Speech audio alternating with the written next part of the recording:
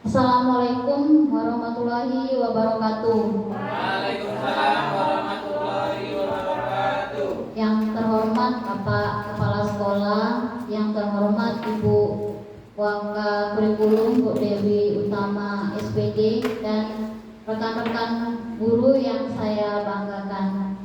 Puji syukur kita panjatkan kepada Allah Subhanahu wa taala pada hari Jumat ini kita bisa berkumpul di ruangan guru untuk melaksanakan pemaparan aksi nyata saya, yaitu tentang budaya positif modul 1.3. Pertama-tama perkenalkan dulu, memang sudah kenal tapi perkenalan lagi, nama saya Yani Fadila Agustina. Saya adalah CGP angkatan ke-10. Di sini bukan berarti saya ini yang paling pintar, saya juga masih belajar. Di sini kita sama-sama belajar tentang apa itu budaya positif. Tapi sebelumnya Bapak Ibu, biar kita semangat, kita tepuk semangat dulu. Sama-sama ya Bapak Ibu ya. Coba tepuk semangat.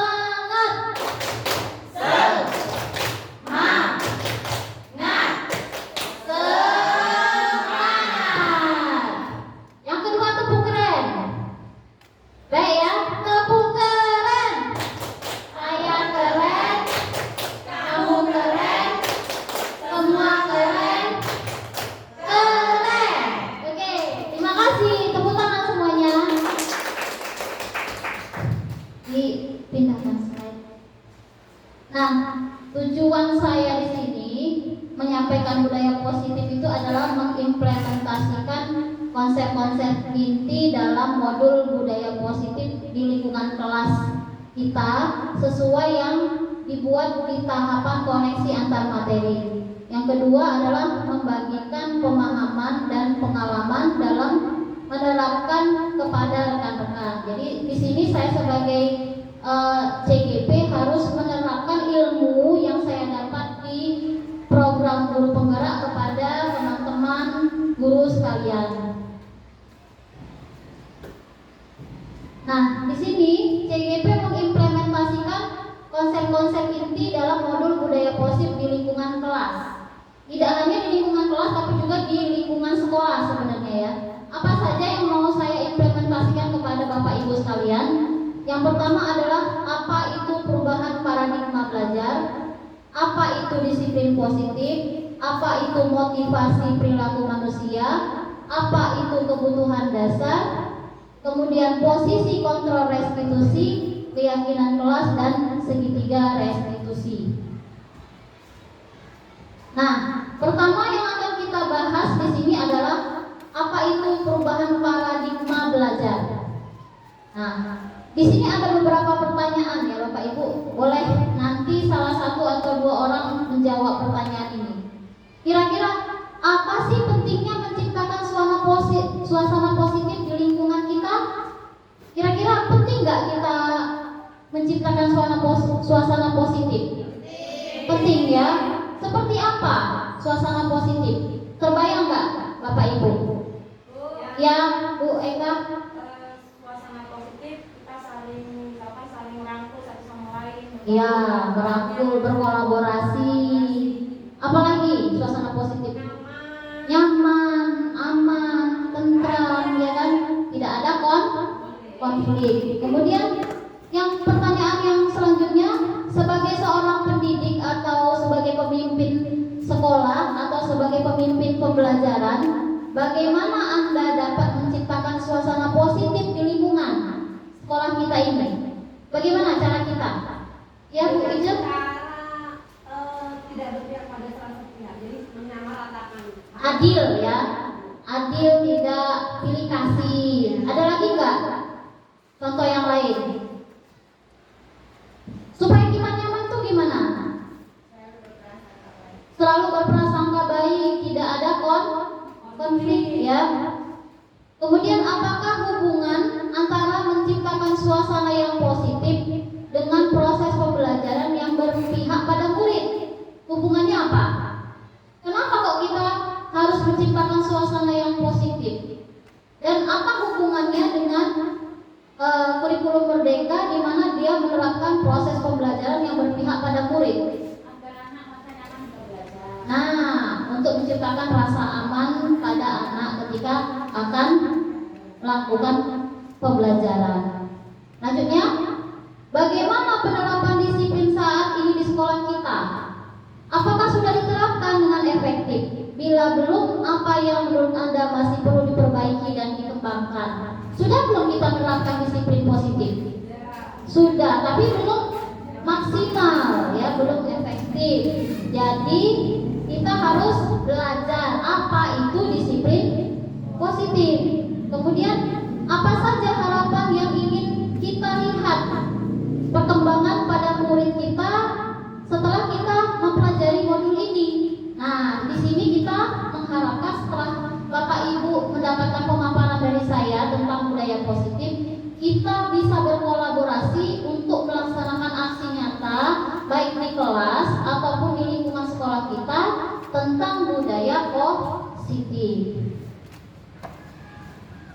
Lanjutnya lagi, seorang psikiater dan juga pendidik bernama Dr. William Glasser dalam kontrol teori yang kemudian hari berkembang dan dinamakan choice theory, meluruskan beberapa miskonsepsi tentang makna kontrol. Nah, kontrol di sini Bapak Ibu maksudnya kita ini sebagai guru kan mengontrol. Selama ini kita mengontrol siswa, ya kan?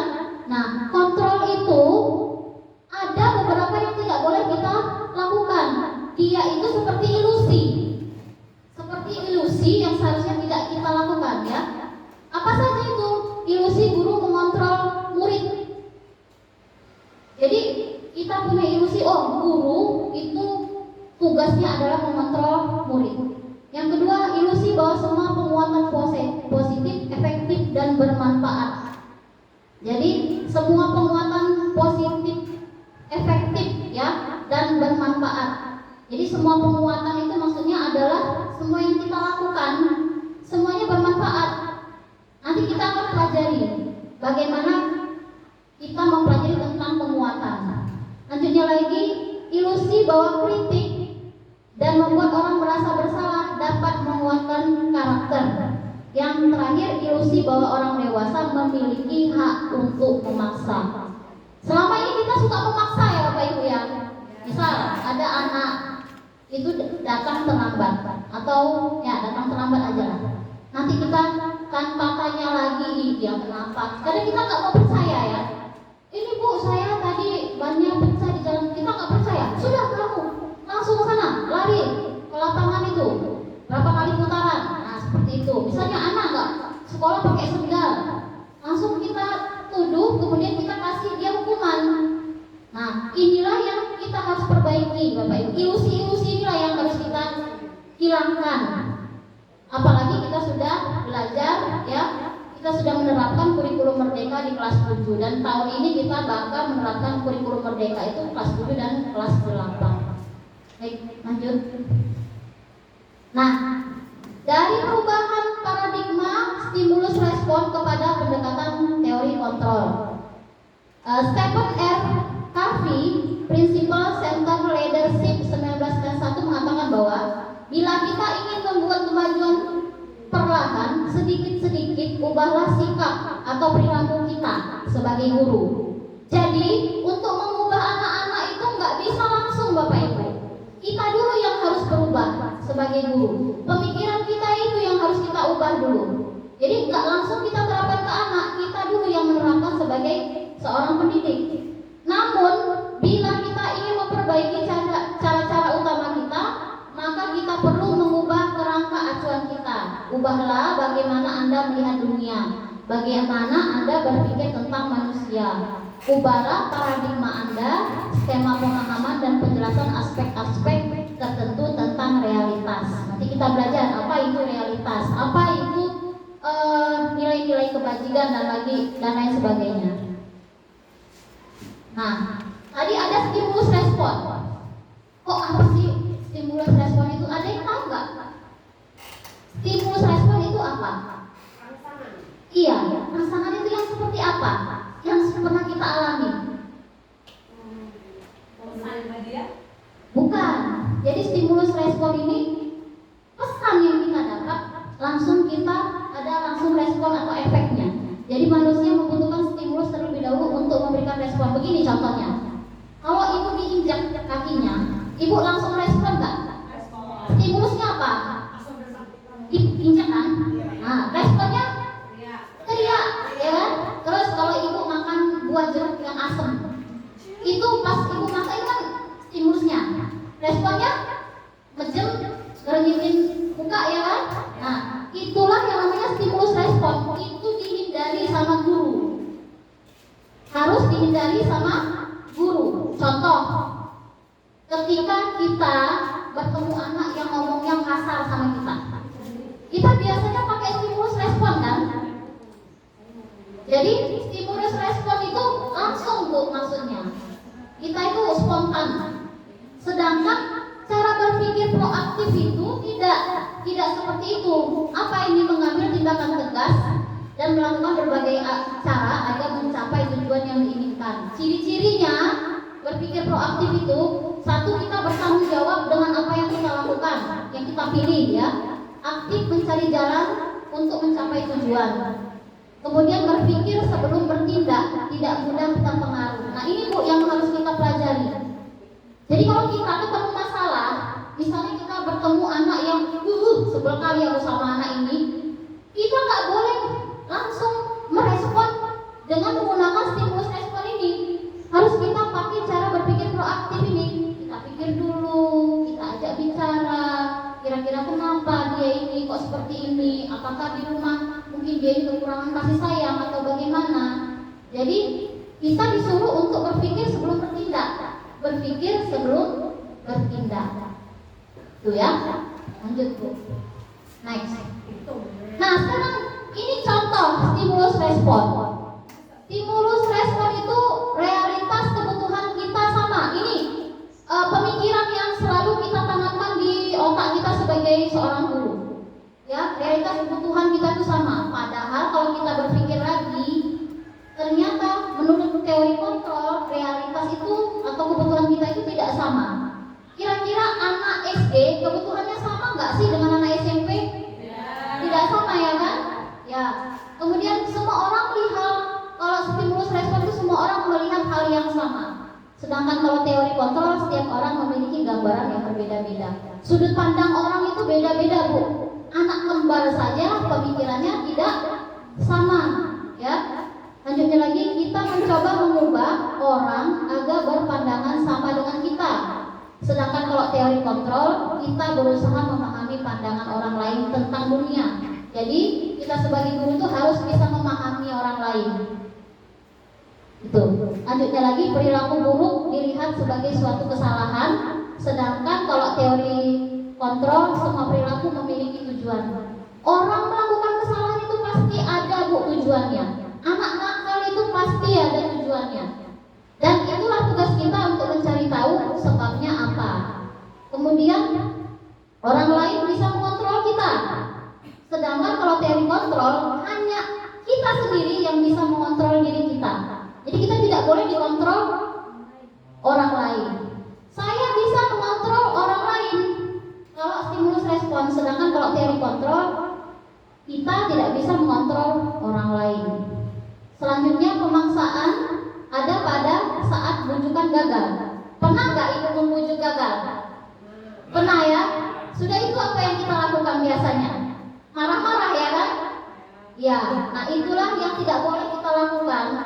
Apa bagaimana caranya? Itu ada di teori kontrol, yaitu kolaborasi dan konsensus menciptakan pilihan-pilihan baru. Jadi kita harus menciptakan pilihan pada anak, jangan langsung marah. Gitu. Lanjut. Nah ini, ketika mendengar kata disiplin, apa yang terbayang di benak Anda?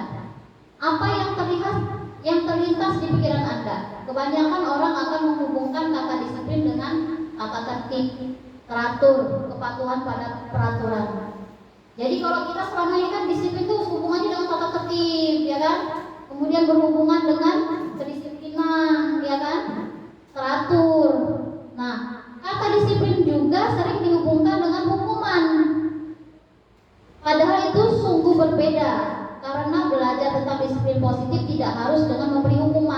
justru itu adalah salah satu alternatif terakhir dan kalau perlu tidak digunakan sama sekali. Nah ini Bu yang harus kita pelajari. Kami ini harus menyebarkan pemahaman agar kita ini bisa berkolaborasi, pemikiran kita bisa sama, bahwa kita mulai detik ini tidak boleh menerapkan hukuman. Hukuman itu adalah alternatif terakhir apabila kita sudah tidak punya pilihan. Kemudian disiplin itu apa? Disiplin sebagai bentuk kontrol diri, yaitu belajar untuk mengontrol diri agar dapat mencapai suatu tujuan mulia. Tujuan mulia ini mengacu pada nilai-nilai dan prinsip-prinsip mulia yang dianut seseorang. Kita namakan nilai-nilai tersebut sebagai nilai-nilai kebajikan yang universal. Kebajikan universal. Nah, menurut Ki Hajar Dewantara, dia menyatakan bahwa untuk mencapai suatu kemerdekaan atau dalam konteks pendidikan kita saat ini, menciptakan murid yang merdeka itu syarat utamanya adalah harus ada disiplin yang kuat. Disiplin yang dimaksud adalah disiplin diri yang memiliki motivasi internal. Jadi motivasi kita untuk disiplin itu Bapak Ibu nggak boleh dari eksternal. Di sini kan ada orang disiplin karena terpaksa, takut dihukum. Ada orang disiplin itu karena memang ingin mendapatkan penghargaan atau imbalan. Tidak boleh. Itu adalah motivasi dari eksternal. Ya, eksternal berarti dari luar. Ada rangsangan dari luar. Sedangkan yang mau kita terapkan di sini adalah disiplin yang memang ada dari diri kita sendiri, tumbuh muncul dari diri kita sendiri. Namanya motivasi apa? Motivasi internal. Jika kita tidak memiliki motivasi internal, maka kita memerlukan pihak lain untuk mendisiplinkan kita, atau motivasi eksternal karena berasal dari luar, bukan dari dalam diri kita sendiri. Nah, jadi tadi ada dua ya Bu ya, motivasi orang itu internal dan eksternal. Eksternal itu biasanya dari orang lain, kalau internal memang ditanamkan dari dalam diri kita sendiri. Next. Nah, ini tadi sudah kita belajar nilai-nilai kebajikan. Apa sih nilai-nilai kebajikan itu? Nilai-nilai kebajikan ya yang universal itu yang disepakati atau disetujui bersama, lepas dari latar belakang sosial, bahasa, suku, bangsa maupun agama. Nilai-nilai kebajikan universal meliputi hal-hal seperti bisa keadilan, tanggung jawab, kejujuran, bersyukur, lurus hati, berprinsip, integritas, kasih sayang, rajin, komitmen, percaya diri, kesabaran, dan masih banyak lagi. Jadi Bu, kebajikan universal itu kebajikan umum. Kira-kira kebajikan itu yang apa sih yang mau kita tanamkan ke murid kita? Ada kan itu di penilaian? Ya kan? Di spiritual dan sosial? Iya, jujur, gotong royong, ya kan? Apalagi kebajikan untuk anak-anak kita? Apa? Tanggung jawab. Ini contoh-contohnya ya. Empati, antusias, kreatif, kerjasama, percaya diri, mengutamakan keselamatan, kesehatan, ya, komitmen, rasa syukur, kerajinan. Ingat ya Bu ya. Jadi kita harus belajar tentang nilai-nilai kebajikan. Kebajikan itu ada dalam diri semua orang. Semua hal-hal yang baik itu namanya nilai-nilai kebajikan. Nah, sebagai seorang pendidik, saat Anda perlu hadir di suatu pelatihan, motivasi apakah yang melandasi tindakan Anda? Kira-kira Ibu saya tanya, datang ke sini motivasi pertamanya apa? Itu terakhir. Biasanya kan kalau saya ya, ini saya sendiri, kalau ngikut kayak gini karena terpaksa. Biasanya. Enggak. Untuk Karena kewajiban, betul. Itu kan pertamanya. Tapi kalau itu kan berarti motivasi kita kan dari eksternal, karena ada konsekuensinya. Kalau saya nggak ikut ini nanti nggak enak sama teman saya. Kalau saya nggak ikut ini nanti saya kena marah ke kepala sekolah. Itu dari eksternal. Nah, motivasi kita ini harus kita berubah Bapak Ibu. Kita itu ikut seperti ini memang harus sadar diri gitu. Jadi apa yang disadari? Apakah Anda hadir karena tidak ingin ditegur? Ya kan? Apa ingin dilihat atau dipuji? Atau Anda ingin menjadi pembelajar sepanjang hayat? Menjadi orang yang berusaha bertanggung jawab serta menghargai diri Anda sendiri sebagai teladan bagi murid-murid. Nah, saya merahkan itu, Bu. Jadi kalau Anda itu kesini pikirannya masih karena hadir karena tidak ingin ditegur, itu berarti menghindari ketidaknyamanan atau hukuman. Kemudian kalau ibu masuk ke sini mungkin karena tak mendapatkan imbalan, misalnya nanti dapat es, dapat kue, nasi kotak gitu. Itu berarti mau minta, maksudnya motivasinya itu berarti ya imbalan dan penghargaan dari orang lain. Masuknya ke eksternal, motivasi eksternal. Tapi kalau ibu tuh kesini dengan kesadaran, saya kan kesini pengen dapat ilmu, mungkin yang itu menyampaikan ilmu nanti bermanfaat buat saya, maka itu menghargai nilai-nilai kebajikan diri sendiri. Nah, itulah yang mau kita tanamkan. Yang ditanamkan ini bukan hanya kepada anak, tapi kita dulu sebagai guru. Kita dulu yang ditanamkan untuk prinsip-prinsip seperti itu, disiplin diri tadi ya. Lanjut, next. Tadi kan kita belajar ada hukuman, ada konsekuensi, ada restitusi. Nah, di sini penjelasannya, apa itu hukuman? Hukuman itu bersifat tidak terencana atau tiba-tiba. Anak atau murid tidak tahu apa yang terjadi dan tidak dilibatkan. Hukuman bersifat satu arah dari pihak guru yang memberikan, dan murid hanya menerima suatu hukuman tanpa melalui suatu kesepakatan atau pengarahan dari pihak guru, baik sebelum ataupun sesudahnya. Hukuman yang diberikan biasanya berupa fisik dan psikis. Murid atau anak disakiti oleh kata-kata atau perbuatan atau kata-kata kasar ya, kurang. Jadi Bu, hukuman itu dampaknya jangka panjang. Kalau ibu menghukum anak dengan menggunakan satu arah, itu anak bakal ingat sampai tua. Apalagi kalau kita ngomongnya pakai kata-kata kasar, dia akan ingat terus, ibu itu, bapak itu pernah menghukum saya seperti ini. Makanya kita harus menghindari yang namanya hukuman. Lanjutnya konsekuensi. Apa itu konsekuensi? Sementara disiplin dalam bentuk konsekuensi sudah terencana dan sudah disepakati, sudah dibahas dan disetujui oleh murid dan guru. Umumnya bentuk-bentuk konsekuensi dibuat oleh pihak guru atau sekolah, dan murid sudah mengetahui sebelumnya konsekuensi yang akan diterima bila ada pelanggaran. Pada konsekuensi, murid tetap dibuat tidak nyaman untuk jangka waktu pendek. Nah, ini jangka waktunya pendek, Bu, konsekuensi. Konsekuensi ini, Bu, berupa tata tertib, poin-poin. Nah, bentuknya seperti itu. Misal, ini anak mengeluarkan baju, poinnya sekian. Ini anak sudah misalnya berkelahi, poinnya sekian. Itu namanya hukuman yang berupa konsekuensi. Nah, ini apa dampaknya? Misalnya setelah 3 kali tugasnya tidak diselesaikan, contohnya nih ya, pada batas waktu yang diberikan, atau murid melakukan kegiatan di luar kegiatan pembelajaran, misalnya ngobrol, maka murid tersebut akan kehilangan waktu bermain dan harus menyelesaikan tugas karena ketinggalannya. Peraturan dan konsekuensi yang mengikuti ini sudah diketahui sebelumnya oleh murid.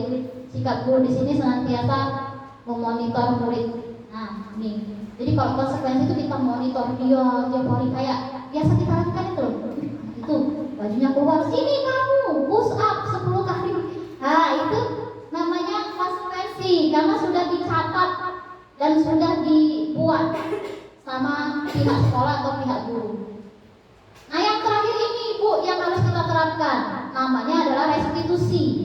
Restitusi ini adalah proses menciptakan kondisi bagi murid untuk memperbaiki kesalahan mereka sehingga mereka bisa kembali ke kelompok mereka dengan karakter yang lebih kuat berdasarkan kata Gosen 2004. Restitusi juga merupakan proses kolaboratif yang mengajarkan murid untuk mencari solusi untuk masalah mereka dan membantu murid berpikir tentang orang seperti apa yang mereka inginkan dan bagaimana mereka harus memperlakukan orang lain.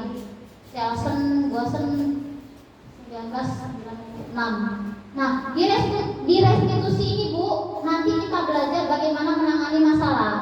Misal, kita menemui masalah anak itu telat, datang terlambat telat. Kita nggak boleh menghukum, nggak boleh membacakan konsekuensi, tapi kita menggunakan restitusi. Caranya gimana? Kita menjadi fasilitator sebagai ampong murid. Jadi kita hanya memberikan beberapa pertanyaan, ya, supaya anak itu menyadari kesalahannya, apa konsekuensinya, ya, terus apa namanya, kesepakatan kelas apa yang dia langgar, gitu. Next. Nah, contoh nih, mengenali beda sanksi sama hukuman. Coba Bapak Ibu bisa nggak? Nanti tunjuk tangan atau boleh silakan langsung bicara ya. Kalau mencatat 100 kali di dalam buku kalimat, saya tidak akan terlambat lagi karena terlambat ke sekolah. Kira-kira ini sanksi, konsekuensi atau hukuman? Hukuman, ya. Kok bisa itu di hukuman? Kenapa tadi hukuman? Jangkanya jangka panjang apa jangka pendek yang bakal diingat anak? Jangka panjang, ya kan? Bukan jangka pendek yang diingatnya. Lanjutnya lagi, membersihkan coretan yang dibuat di meja tulis. Ini konsekuensi atau hukuman? Konsekuensi, karena dia itu mencoret-coret, dia disuruh menghapus, tapi tidak jangka panjang, jangka pendek, dia cuma mengingat saat itu saja. Lanjutnya lagi, murid diminta push up 15 kali karena tidak menggunakan masker ke sekolah. Konsekuensi atau hukuman ini? Hukuman, ya. Kemudian menggantikan kertas tugas teman yang telah dicoret-coret. Ini konsekuensi. Berjemur di lapangan basket pukul 12 siang karena mengobrol dengan teman. Berarti Bapak Ibu sudah paham beda konsekuensi, sanksi atau hukuman. Boleh nggak kita pakai yang seperti ini? Terakhir, alternatif terakhir. Yang kita pakai yang mana berarti? Yang restitusi. Konsekuensi itu kedua, terakhir baru hukuman. Lanjut. Selanjutnya ini yang tidak kita sangka-sangka dan saya juga tidak menyangka. Ternyata ada hukuman yang berupa penghargaan. Ya, apa itu hukuman yang berupa penghargaan? Penghargaan atau menghukum mereka yang tidak mendapatkan penghargaan, misalnya dalam sistem ranking. Mereka yang mendapatkan ranking kedua akan merasa paling dihukum. Memberikan penghargaan dan hukuman adalah hal yang sama, karena keduanya mencoba mengendalikan perilaku seseorang. Karena orang pada dasarnya tidak suka dikendalikan dalam jangka waktu lama. Penghargaan akan terlihat sebagai hukuman jika suatu penghargaan diharapkan, namun Anda tidak mendapatkannya, Anda akan merasa dihukum. Makanya nggak boleh ada ranking, nggak boleh ada hadiah. Kenapa? Itu menghukum yang tidak dapat ranking. Memang yang ranking itu dapat penghargaan, tapi dia dapat tekanan. Bagaimana saya semester depan? Saya harus bisa mempertahankan ranking saya di ranking 1. Yang ranking 3 mental ke ranking 10 itu bakal mendapatkan trauma atau tekanan. Ya, saya pernah itu mendapatkan laporan anak-anak ya, zaman dulu tapi bukan sekarang ya. Ada yang bilang gini, Bu, saya kemarin juara 3, tapi sama ibu itu loh Bu, saya dikasih jadi juara 10. Jauh bener loh ranking saya ini. Nah, itu membuat trauma tidak baik, yaitu penghukum tapi berupa penghargaan, dan itu tidak boleh dilakukan Bapak Ibu. Makanya kita kurikulum Merdeka tidak ada ranking. Karena ranking itu adalah penghargaan tapi yang menjadikan hukuman bagi murid. Ya. Lanjutnya lagi, Alfie Cohen, Punish by Reward 1993, wawancara ASCD Annual Conference Maret 1995 mengemukakan baik penghargaan maupun hukuman adalah cara-cara mengontrol perilaku seseorang yang menghancurkan potensi untuk pembelajaran yang sesungguhnya. Menurut Cohen, secara ideal tindakan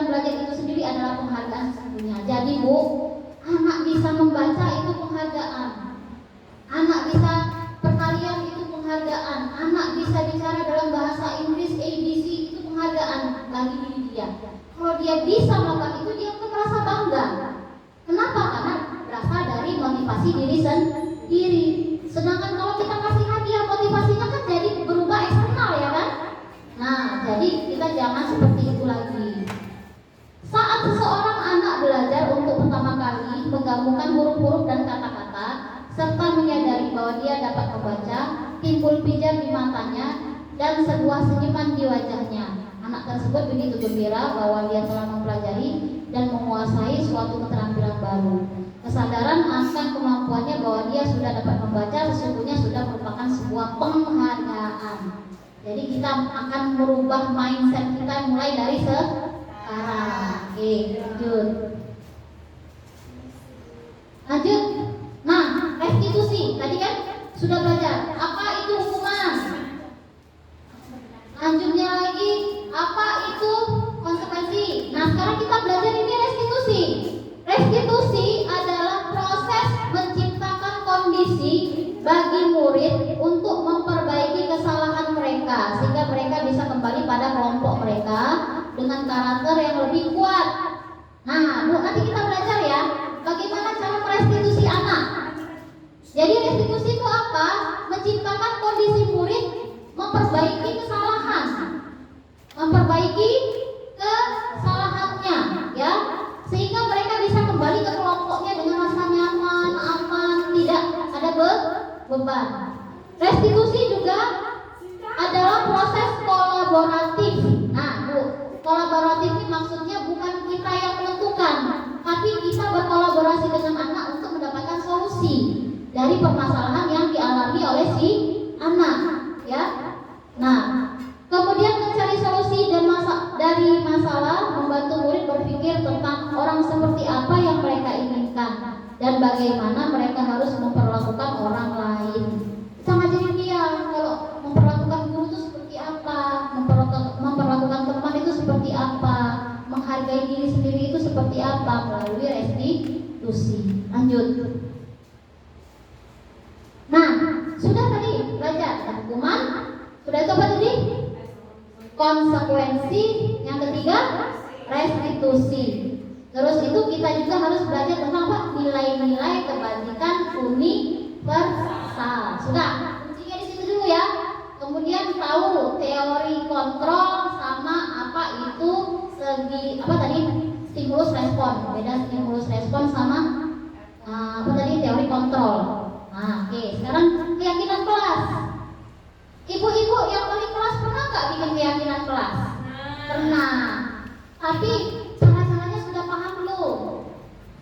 Belum ya, tapi ada separuh sudah tahu, ada yang belum ya. Nanti kita belajar bagaimana membuat keyakinan kelas. Terutamanya ini wali kelas. Kita bikin aksi nyata nanti ya, Bapak Ibu ya, yang wali kelas ya. Nanti pas mau masuk semester 1 tahun ajaran baru, ajak anak-anak diskusi. Nah, anak kita bikin ini ya keyakinan kelas ya. Nah, keyakinan kelasnya seperti apa? Kita ajak curhat nanti anak-anak kita. Nah, sekarang kita belajar dulu keyakinan kelas itu apa? Keyakinan kelas itu disiplin dan nilai-nilai kebajikan universal. Masih ingat nggak disiplin tadi apa? Disiplin tadi. Hah? Disiplin. Contohnya tepat waktu. Disiplin itu adalah disiplin diri. Disiplin yang datang dari dalam diri sendiri. Nilai-nilai kebajikan universal itu semua yang kita anggap baik, ya kan? Baik untuk kita atau orang lain. Kita telah mempelajari tentang nilai-nilai kebajikan yang dapat menjadi landasan kita dalam membuat suatu keyakinan sekolah atau kelas. Atau bisa juga dipakai untuk menentukan visi dan misi ataupun tujuan dari sebuah institusi atau sekolah. Lanjut, yang sebelah sana, mengapa keyakinan kelas? Mengapa keyakinan kelas kok enggak peraturan kelas? Beda loh ya, keyakinan kelas sama peraturan kelas. Kalau peraturan kelas itu Bu, ada kata jangan-jangannya. Jangan membuang sampah sembarangan. Ya, dilarang misalnya apa? Memakai sepatu bebas. Kayaknya itu kayak ada tekanan. Kalau di peraturan itu ada tekanan. Sedangkan kalau keyakinan kelas ini dia biasanya lebih universal, lebih umum gitu ya. Nah, bagaimana? Satu yang pertama, keyakinan kelas bersifat lebih abstrak. Abstrak ini maksudnya lebih umum. ya, daripada peraturan yang lebih rinci dan konkret. Jadi kalau peraturan itu rinci banget, ya, nggak umum gitu ya, nggak terlalu umum. Terus keyakinan kelas berupa pernyataan-pernyataan universal. Masih ingat yang universal tadi kan? Gotong royong, ya kan, kerjasama dan lain sebagainya. Pernyataan keyakinan kelas senantiasa dibuat dalam bentuk yang positif. Keyakinan kelas hendaknya tidak terlalu banyak sehingga mudah diingat dan dipahami oleh semua warga kelas. Jadi bikin keyakinan kelas itu gak usah sampai belas-belasan atau 20, 30, susah anak ingatnya. Bikinnya beberapa saja tapi umum, masuk semua di situ. Misalnya kayak disiplinnya masuk semua ya kan? Pakai baju harus rapi, masuk sekolah, masuk kelas harus tepat waktu gitu ya, umum. Keyakinan kelas baiknya sesuatu yang dapat diterapkan di lingkungan tersebut. Lanjutnya lagi, semua warga kelas hendaknya ikut berkontribusi dalam pembuatan keyakinan kelas lewat kegiatan curah pendapat. Nah ini saya bilang tadi Bu, di awal semester, Ibu ajak anak ngobrol, kita curhatin dulu ya, kira-kira kelas kita ini masalahnya apa lah setiap hari. Misalnya anak-anak jawab, Bu, tiap hari lupain di sini hilang. Nah, atau misalnya Bu, itu loh anak-anak itu suka nendang-nendang kotak sampah. Itu kan curhatan kan? Nah dari curhatan itulah nanti bersedia meninjau kembali keyakinan kelas dari waktu ke waktu. Dari curhatan tadilah baru kita bikin menjadi kesimpulannya sebuah keyakinan kelas. Tuh. Nah keyakinan kelas tadi harus jangka panjang Bu.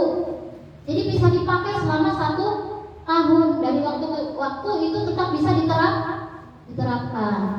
Next. Nah ini contoh. Tadi kan masih ingat nilai-nilai kebajikan ya. Contoh ini ya. Keyakinan kelas. Kalau kembalikan barang ke tempatnya, apa nilai kebajikannya? Rapi. Hah? Lebih rapi, jawab. Tanggung jawab, ya kan? Jadi kalau kembalikan barang ke tempatnya, berarti nilai kebajikannya tanggung jawab. Kalau dilarang mengganggu orang lain, menghargai diri sendiri dan menghargai orang lain. Hadir di sekolah 15 menit sebelum pembelajaran dimulai. Disiplin. Dilarang melakukan kekerasan. Apa? Cinta terhadap sesama. Apa misalnya mengasihi, menyayangi sesama gitu ya. Terus bergantian atau menunggu giliran. Masuk mana? Menghormati, disiplin ya. Kalau menggunakan masker, menghargai kesehatan. Nah itu contoh nilai-nilai kebajikan Bu. Nanti terapkan ya Bu ya, untuk membuat tadi keyakinan kelas, bukan peraturan kelas, keyakinan kelas. Next, pada pekan pendalaman keyakinan kelas, maka murid-murid dapat diajak berdiskusi tentang tanggung jawab dan hak masing-masing warga kelas, yaitu apa tugas guru dan bukan tugas guru, serta apa tugas murid dan bukan tugas murid. Berikutnya adalah langkah-langkah yang dapat dilakukan dalam mendiskusikan hal tersebut. Guru akan membuat bagan berisi 4 kotak. Cara-caranya nih Bu ya, cara-cara untuk menyimpulkan keyakinan kelas tadi. Kita suruh anak pakai kertas, kemudian anak tadi disuruh menuliskan tugas guru itu apa sih, yang bukan tugas guru apa. Contoh, tugas guru itu ngapain? Mendidik, mengajar, menyampaikan materi, ya kan? Kalau yang bukan tugas guru apa? Yang bukan tugasnya guru, arah-arah, menghardik, ya kan? Itu bukan tugas guru ya kan? Nah, kalau tugas murid apa? Belajar. Kalau yang bukan tugas murid, tidur dalam kelas, ya kan? Apalagi? Tidak apa? Tidak berkelahi, ya, dan lain sebagainya. Kemudian sudah kita bikin 4 kotak tadi, kita isi judul tugas guru, tugas murid, bukan tugas guru dan bukan tugas murid, ya. Lalu kita guru bercurah pendapat dengan 2 cara. Mengajak murid berpendapat secara individu, boleh Bu sendiri-sendiri kalau banyak waktu, ya. atau membagi murid dalam 4 atau 8 kelompok. Jadi kita bikin kelompok, setiap kelompok diberikan tugas bercurah pendapat tentang masing-masing tugas atau bukan tugas guru maupun murid. Hasil dari curah pendapat, tugas-tugas saya dan tugas kamu ditempel di dinding kelas. Ditempel Bu, sudah ditempel di dinding kelas agar dapat dilihat seluruh warga kelas. Jadi ini untuk bikin keyakinan kelas tadi. Jadi ditempel. Oh, kalau guru marah-marah berarti dia melanggar peraturan, melanggar keyakinan, ya kan? Kan tadi sudah dibilang tugas guru ini, yang bukan tugas guru ini, gitu kan? Lanjutnya lagi sudah tadi.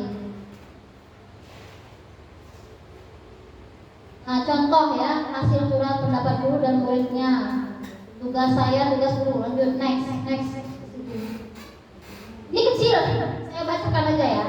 Prosedur pembentukan keyakinan sekolah atau kelas. Pertama, mempersilahkan warga sekolah. Ini untuk sekolah ya Bu, untuk sekolah. Mempersilahkan warga sekolah atau murid-murid di sekolah atau kelas untuk mencurah pendapat tentang peraturan yang perlu disepakati di sekolah atau di kelas. Mencatat semua masukan-masukan pada murid atau warga sekolah di papan tulis atau di kertas besar, di mana semua anggota kelas atau warga sekolah bisa melihat hasil curah pendapat. Bisa dibikin poster kalau ada duitnya, kalau nggak ada kertas saja. Lanjutnya lagi, susunlah keyakinan kelas sesuai prosedur pembentukan keyakinan kelas atau sekolah. Gantilah kalimat-kalimat dalam bentuk negatif menjadi positif. Nah, kalimat negatif ini Bapak Ibu biasanya pakai jangan. Jangan berlari di kelas atau di koridor. Ubah jadi kalimat positif. Nah, kalimat positifnya apa? Berjalanlah di jalan, di koridor atau di kelas. Nah, jadi kita pakai kalimat-kalimat positif, jangan yang pakai jangan itu kalimat negatif ya. Tinjau kembali daftar curah pendapat yang sudah dicatat. Anda mungkin akan mendapati bahwa pernyataan yang tertulis di sana masih banyak yang berupa peraturan-peraturan. Nah Bu, nggak boleh bikin peraturan itu. Jadi harus keyakinan kelas tadi.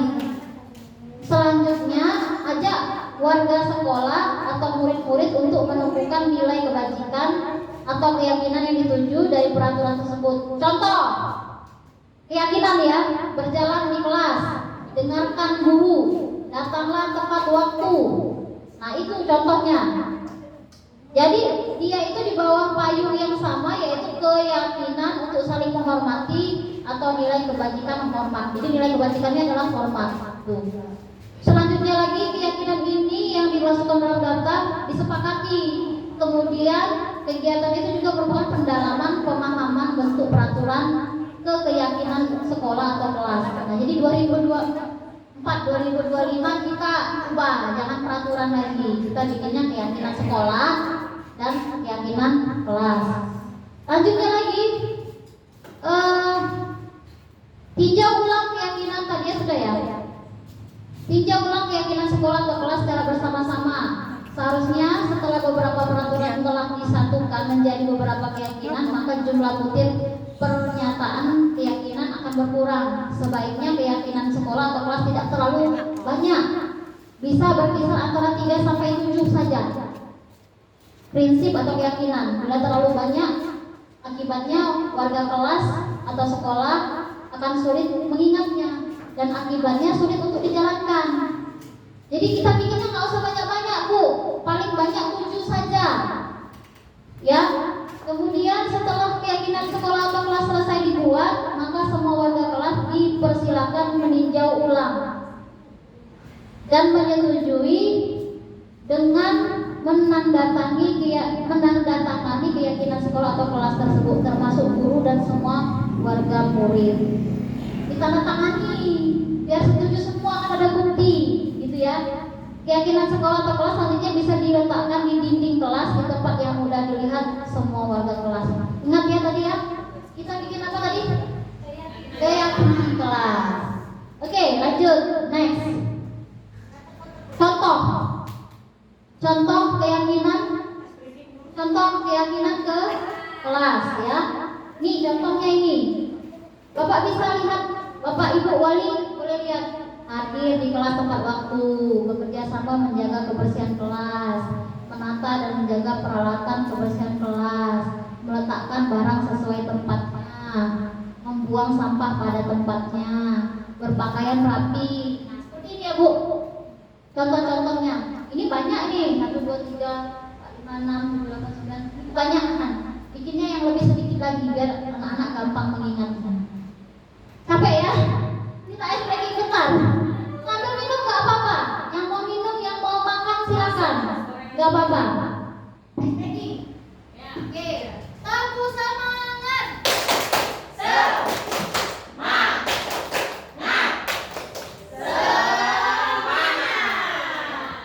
Oke, silakan. Nggak apa-apa sambil disantap ala kadarnya.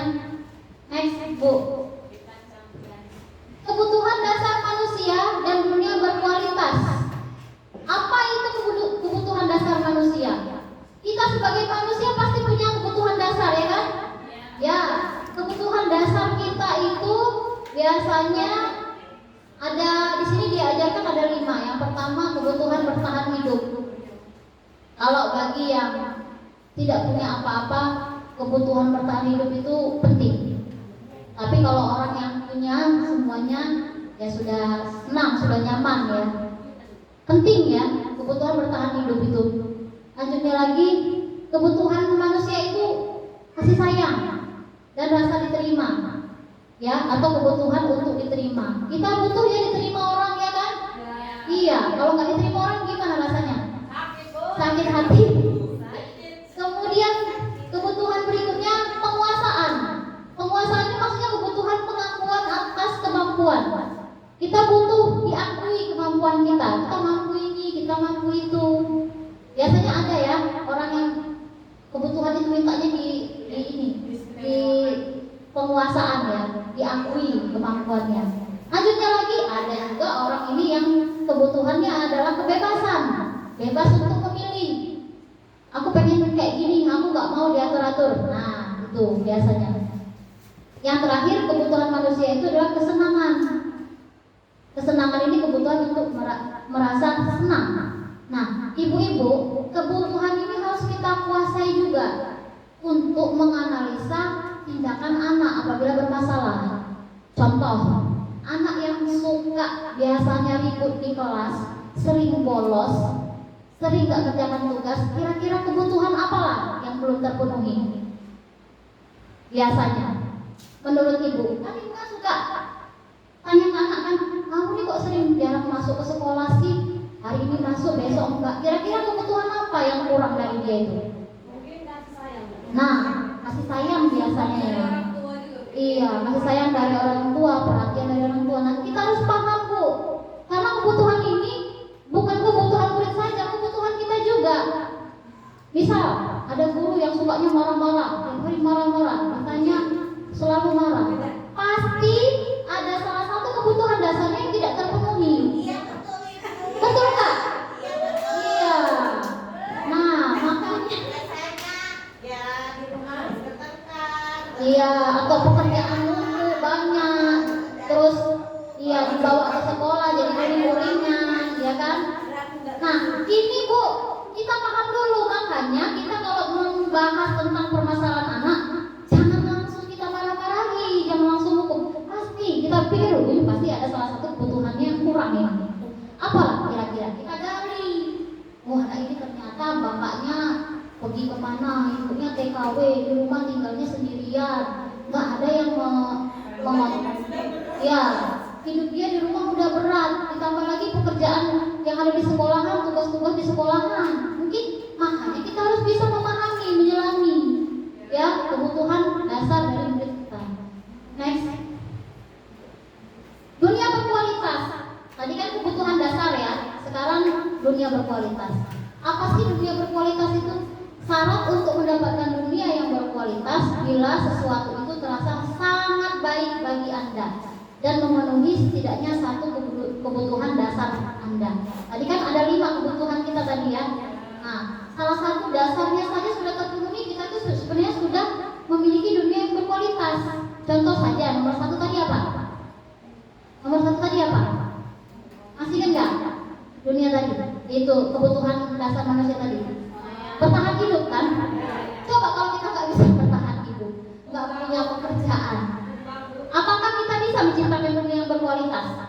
Tidak. Makanya kita itu pasti di antara 5 itu sudah terpenuhi 1. Nah, kelas selanjutnya itu yang disebut dunia berkualitas tadi, Bu ya. Jadi kebutuhan dasar kita itu terpenuhi minimal 1.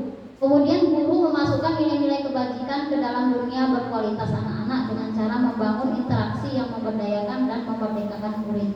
Makanya kita belajar restitusi. Restitusi itu supaya anak itu merdeka, bebas berpendapat. Jangan kita yang mengambil peran. Jadi kita yang mengontrol. Kita ini bukan kontrol, Bu. Kita ini among. Kita ini fasilitator. Enggak, kita sekarang ini enggak boleh mengendalikan kemauan kita ke anak, enggak boleh gitu. Sehingga murid menjadi individu yang positif dalam dunia berkualitas karena mereka menghargai nilai-nilai kebajikan. Nah, itu yang harus ditanamkan. Ya, kamu tuh harus jujur. Kalau misalnya ibu tanya, itu ngomong yang jujur. Jangan bohong. Gitu, ya. Nah, itulah disebut juga dengan dunia berkualitas. Next. Konsep 5 kebutuhan dasar manusia tidak hanya berlaku bagi anak-anak dan murid, namun juga bagi manusia dewasa. Dalam setting sekolah adalah para tenaga pendidik dan kependidikan. Lihatlah para guru di sekolah Anda. Dapatkan Anda memprediksi kira-kira guru mana yang memiliki kebutuhan dasar yang tinggi akan penguasaan, kebebasan, kesenangan atau kasih sayang dan rasa diterima. Kebutuhan dasar mana yang sedang berusaha dipenuhi oleh guru ketika mereka melakukan sebuah tindakan tertentu? Kalau begitu, apa yang dapat dilakukan oleh seorang pemimpin sekolah berdasarkan konsep 5 kebutuhan dasar ini dalam rangka mewujudkan lingkungan dan budaya sekolah yang positif? Nah, itu tadi. Jadi guru itu harus paham dulu kebutuhan dasar kita ini apa yang tidak terpenuhi, dan kepala sekolah harus sadar, memahami guru ini kira-kira kebutuhan dasar yang kurangnya apa. Jadi kita tuh bisa memahami, mengerti satu sama lain, berkolaborasi dan tidak terjadi konflik antar guru. Kalau kita saling memahami, ya mungkin ini kebutuhan dasarnya mungkin kurang ini. Kalau dia ini kayaknya kebutuhan dasarnya ini kurang kasih sayang atau gimana. Jadi saling memahami. Jadi kita bisa berkolaborasi. Lesson menyatakan bahwa kapasitas untuk mengubah Anda di dalam diri kita, jika kita dapat mengidentifikasi kebutuhan apa yang mendorong perilaku kita, maka perubahan perilaku positif dapat dimulai dengan mencari solusi untuk memenuhi kebutuhan tertentu dengan cara yang positif. Next. 3 motivasi perilaku manusia. Ada motivasinya, Bu, ternyata perilaku kita itu. Yang pertama, menurut Diane Gosson dalam bukunya Restructuring School Discipline, menyatakan ada 3 alasan motivasi perilaku manusia. 1, orang berperilaku itu tadi sudah kayak kita bahas ya, menghindari ketidaknyamanan atau hukuman. Yang kedua, perilaku manusia itu karena untuk mendapatkan imbalan atau penghargaan. Contoh, saya pengen itu karena dibayar sekian. Kalau nggak dibayar saya nggak mau. Berarti itu adalah motivasi dari luar, intrinsik, karena ada imbalan atau saya nggak ke sekolah, saya kena marah kepala sekolah saya. Nanti kena marah kuliah nih, nanti diomelin. Nah, itu dari luar. Sedangkan yang ketiga, motivasi yang paling terbaik adalah untuk menjadi orang yang merdeka, diinginkan, dihargai dengan nilai-nilai yang mereka percaya. Jadi kita itu ikut ini karena pengen kita dihargai, ya kan? Kemudian kita mempercayai nilai-nilai yang baik dalam diri kita. Nah, itu yang harus kita tanamkan mulai dari sekarang. Next. Dunia berkualitas. Dunia berkualitas Anda adalah tempat khusus dalam pikiran Anda. Jadi dunia berkualitas itu bukan berarti itu banyak duit, ya kan? Apa-apa punya, bukan. Jadi dunia berkualitas itu ada dalam pikiran kita. Kalau kita sudah merasa aman, nyaman, tentram, berarti hidup kita itu sudah berkualitas. Tempat Anda menyimpan gambaran representasi dari semua yang Anda inginkan. bisa berisi orang-orang, hal-hal dan apa saja yang terbaik dalam hidup Anda dan membuat Anda merasa bahagia dan terpenuhi kebutuhan dasarnya. Murid kita juga mempunyai gambaran dunia berkualitas mereka. Tentunya sebagai guru, kita ingin mereka memasukkan hal-hal yang bermakna dan nilai-nilai kebajikan yang hakiki ke dalam dunia berkualitas mereka. Bila guru dapat membangun interaksi yang memberdayakan dan memerdekakan murid, maka murid akan meletakkan dirinya sendiri sebagai individu yang positif dalam dunia berkualitas karena mereka menghargai nilai-nilai kebajikan. Nah, tugas kita tuh Bu, membuat anak yang tadinya itu tidak bisa diatur, tidak tahu hal-hal yang merupakan nilai-nilai kebajikan, tertanam di jiwa dia itu, bukan dari karena paksaan, bukan karena dari hukuman atau bukan karena dari penghargaan. Itu tugas kita. Jadi tugas kita pertama perbaiki diri kita dulu, baru kita perbaiki sikap dan perilaku anak kita. Kita tanamkan tadi kebajikan-kebajikan tadi ya. Next. Untuk membantu Anda, jawablah pertanyaan di bawah ini. Nah, ini ada pertanyaan nih, jawab. Siapakah orang-orang yang paling penting dalam hidup Anda? Siapa yang paling penting? Diri saya sendiri lah Bu. Diri sendiri. Selanjutnya siapa lagi? Masa nggak penting tuh anak, orang tua, keluarga?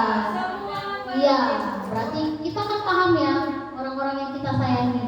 Kemudian nilai-nilai kebajikan apa yang terpenting dalam hidup Anda? Pasti kita punya nilai-nilai kebajikan, ya kan? Apa nilai kebajikannya Ibu? Contoh misalnya kayak Bu Indah. Kira-kira Ibu tuh orang yang seperti apa?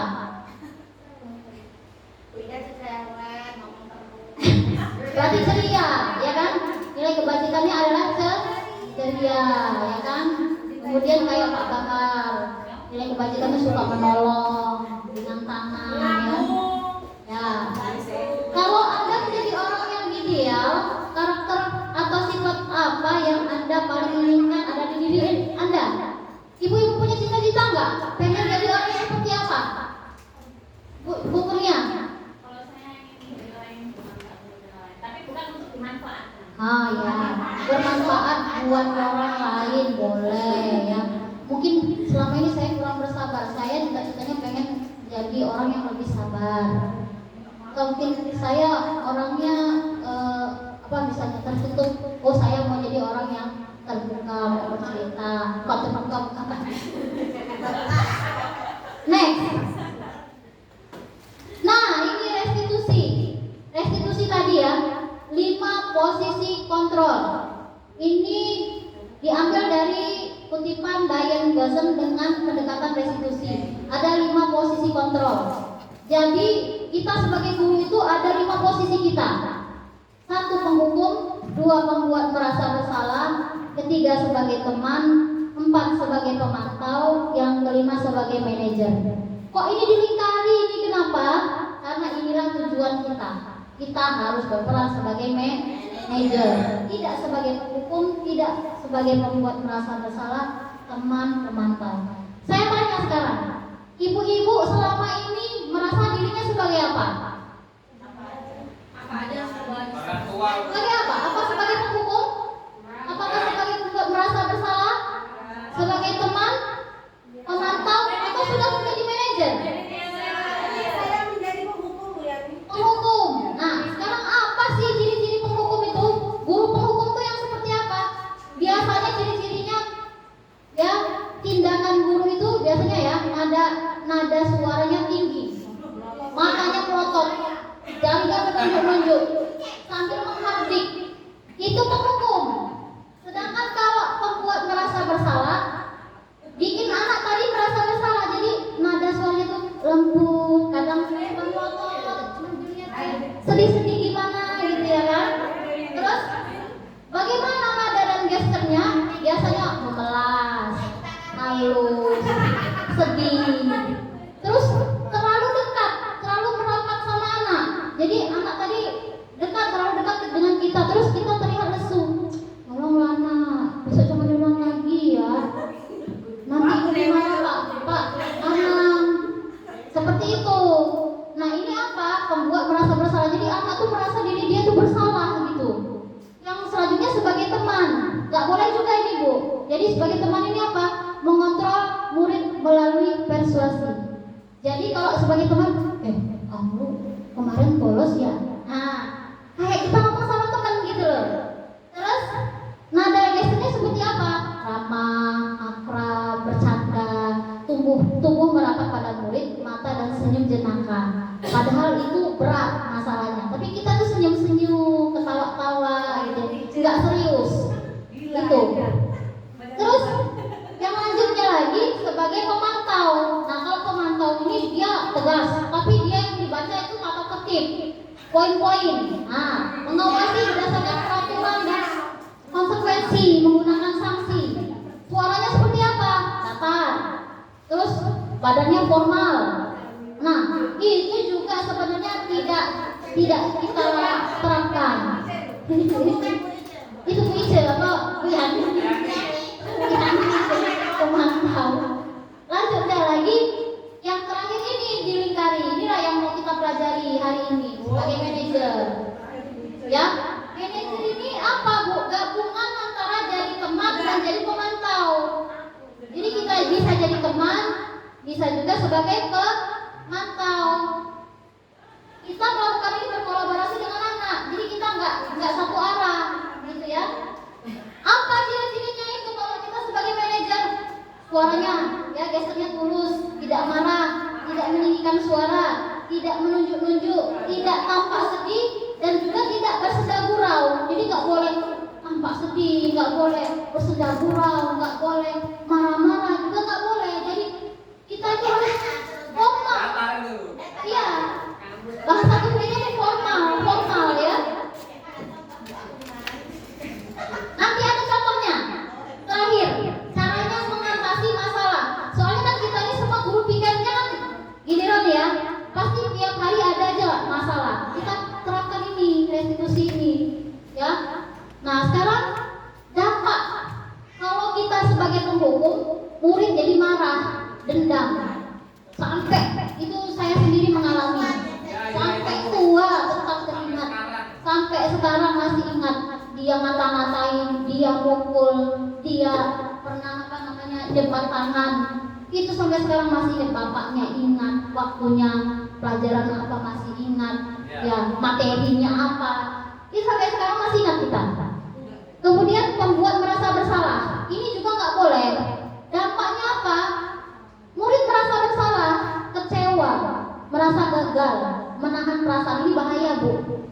Banyak anak yang dipakaikan dengan membuat rasa bersalah ini jadi bunuh diri. Kenapa? Iya, karena kita ngomongnya kan kelas. Ini kalau kamu nggak seperti ini, ibu nggak dimarahin loh sama bapak kepala sekolah misalnya. Kamu kayak gini, ibu ini nggak jadi, ibu jadinya pusing. Orang tuamu dipanggil terus. Nah, kita tuh bikin diam jadi, gara-gara saya ini seperti ini. Nah, itulah yang bikin anak kita itu banyak yang keluar. Aku nggak mau sekolah di SMP 3. Kenapa? Karena gurunya seperti itu. Lanjutnya lagi. Nextnya ini adalah teman. Kok teman nggak boleh? Nggak boleh. Kita nggak boleh terlalu dekat dengan anak. Jadi kita itu nggak boleh. Dampaknya itu ya memang senang, akrab. Tapi murid jadi tergantung sama kita. Dikit-dikit nemuin kita, dikit-dikit curhat sama kita. Wah kita banyak. Ini apa curhat? Dikit-dikit curhat. Gitu. Nggak apa-apa sih kalau kita itu waktu kita luang. Sedangkan kita waktu kita kan ada banyak pekerjaan kita. Nah, ini juga tidak boleh. Pemantau ini hampir bagus, tapi belum sempurna. Jadi apa nih dampaknya? Memahami konsekuensi. Anak tuh tahu konsekuensinya. Kalau baju dikeluarkan berarti push up 10 kali. Kan tahu dia. Kemudian kalau anak ini bolos berarti poinnya berapa? Dia tahu. Nah, tapi ini juga membuat rasa bersalah dan murid merasa tidak nyaman. Ini tidak boleh. Nah, yang kelima itu baru mengembalikan tanggung jawab kepada murid. Ini kita mengembalikan tanggung jawab lagi kita kepada murid. Nah, contohnya, kamu hari ini bolos ya? Iya. Jam keberapa? Gitu. Kemudian senang ya bolos itu. Kamu kemana aja? Ajak dulu dia bicara. Nah, baru nanti kita balik ke memvalidasi kesalahannya. Kamu tahu kan bolos itu salah? Nah,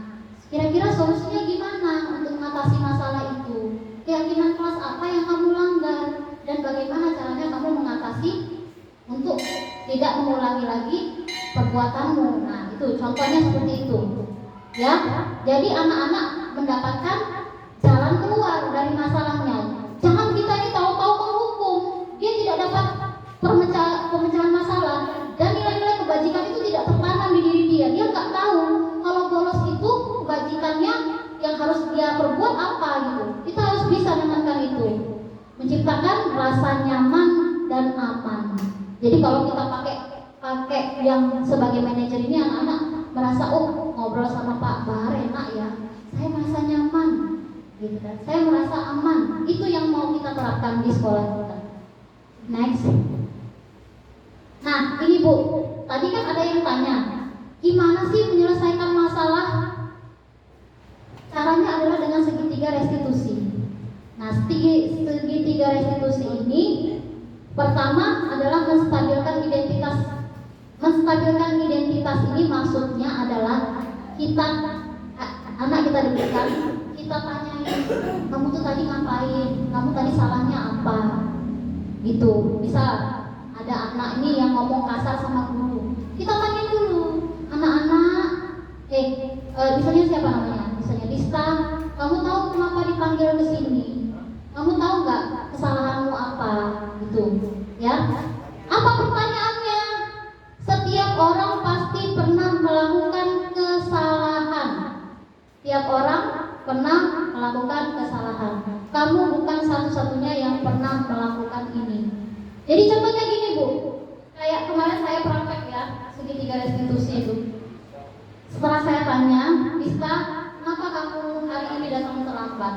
Dia jawab, katanya saya terlambat itu karena menolong orang tua di pura, pulangnya malaman, jadi saya bangunnya kesiangan.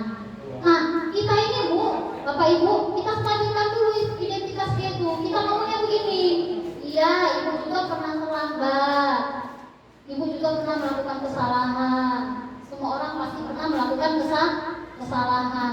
Nah kita stabilkan dulu dia bahwa semua orang itu pernah melakukan kesalahan. Selanjutnya, kamu bukan satu-satunya yang pernah melakukan ini. Nah, ya. Jadi itu ciri-ciri dari menstabilkan identitas.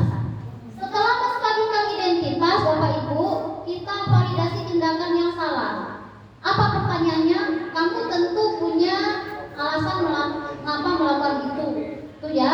Apakah cara yang lebih efektif untuk mendapatkan apa yang kamu butuhkan? Jadi kalau validasi tindakan yang salah, ini kita ngomongnya kamu tentu punya alasan mengapa melakukan itu. Nah, kemudian adakah cara yang lebih efektif untuk mendapatkan apa yang kamu butuhkan? Pertanyaan kalau yang biasanya yang saya praktekkan kemarin, validasi tindakan yang salah itu, kita tanya, tadi bolos terlambat itu benar atau salah tindakanmu itu? Kita tanya, salah, gitu kan?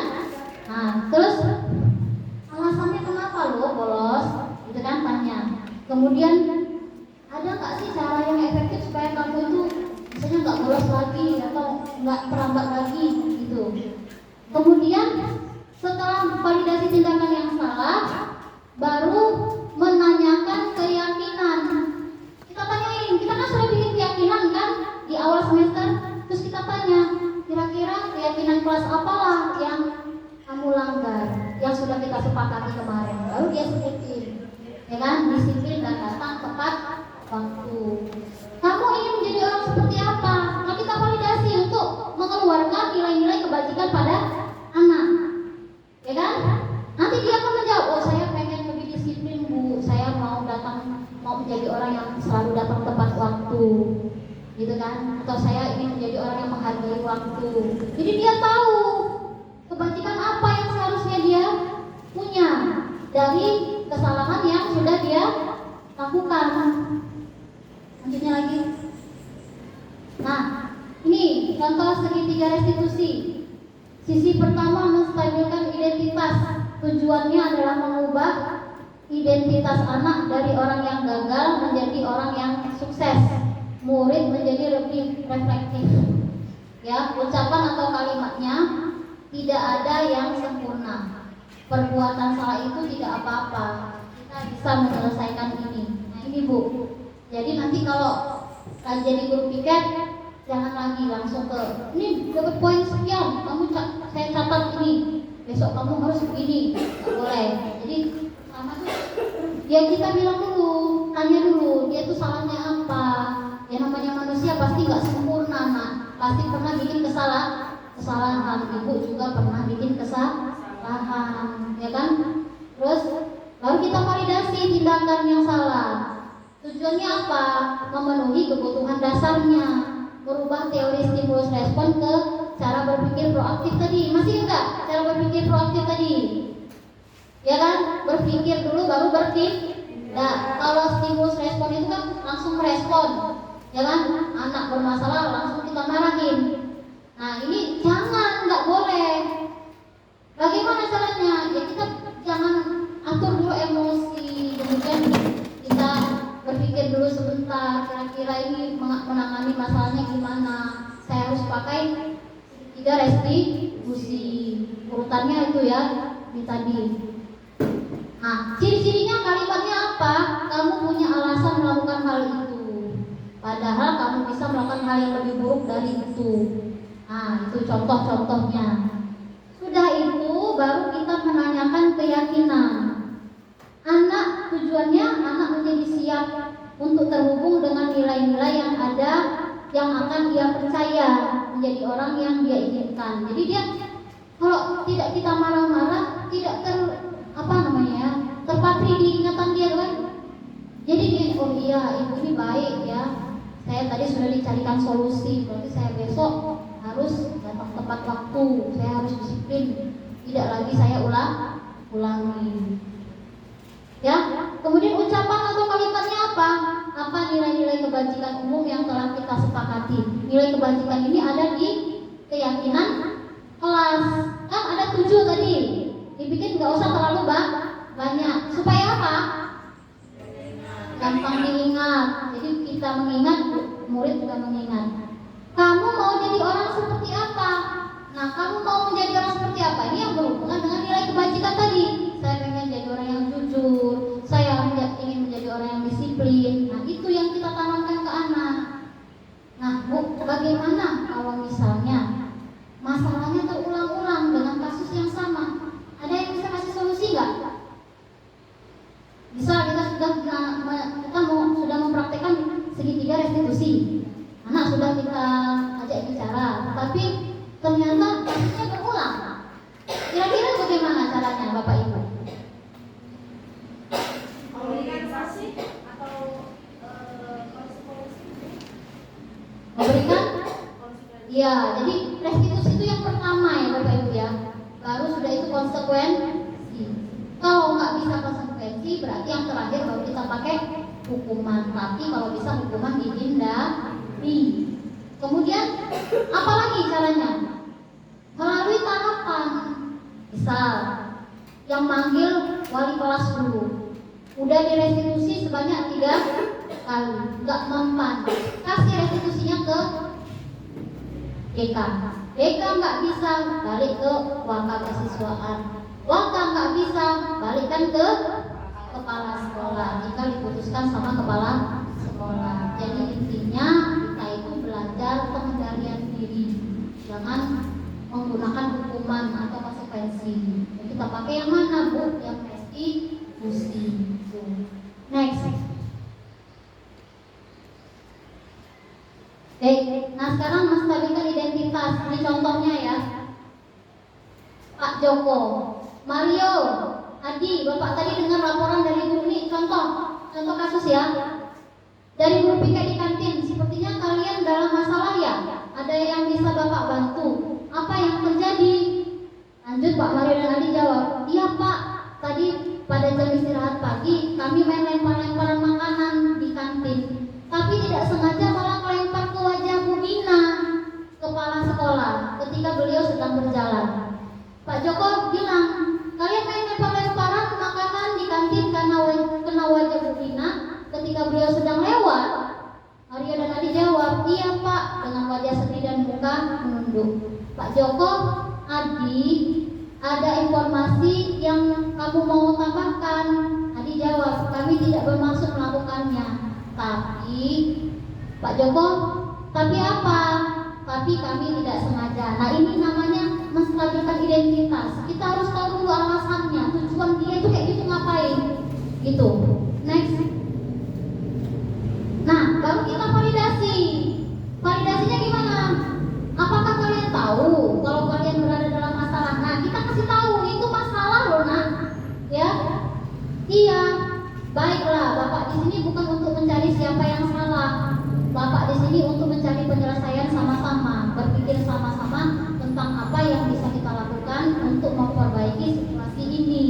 Itu, ya. Jadi kita itu memposisikan kita juga pernah melakukan kesalahan.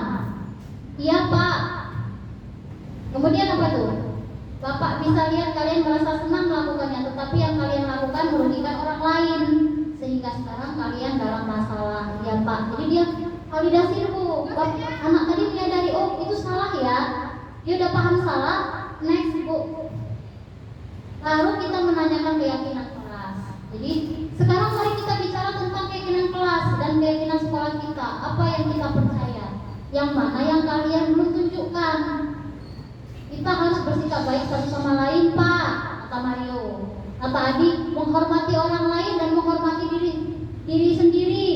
Pak Joko bilang, kalian berdua ingat dengan baik keyakinan kelas kita. Kita kembali pada ketika kalian melempar-lemparan makanan dan mengenai Bu Dina. Apakah ketika kalian melakukan itu kalian menghormati orang lain dan lingkungan? Mario dan Adi menjawab, tidak, Pak Joko. Tapi kalian mendapatkan rasa senang kan? Menurut Bapak ada cara untuk mendapatkan rasa senang tanpa merugikan orang lain. Bagaimana menurut kalian? Nah, itu menanyakan keyakinan. Itu menyenangkan, tapi kan merugikan orang lain. Ada cara untuk senang tapi tidak merugikan orang lain. Nah, iya, Pak. Terus Pak Joko bilang, nah sekarang mari kita selalu mengindahkan keyakinan kelas kita. Besok kita ke kantin dan kalian bisa berperilaku lebih baik lagi. Contohnya seperti itu, Bapak Ibu. Caranya. Jadi tugas kita banyak ya, PR kita ya, bikin keyakinan kelas, kemudian belajar melakukan restitusi. Yang baik itu yang kayak mana? Next. Habis materinya. Ya, demikianlah pemaparan saya tentang budaya positif. Semoga kita semua bisa menerapkan budaya positif di sekolah kita, supaya kita bisa mendapatkan anak-anak yang bahagia, nyaman di sekolah kita, dan sekolah kita ini bisa terus mendapatkan kemajuan-kemajuan. Terima kasih, mohon maaf atas segala kesalahan. Kepada Allah saya mohon ampun. Saya akhiri. Wassalamualaikum warahmatullahi wabarakatuh.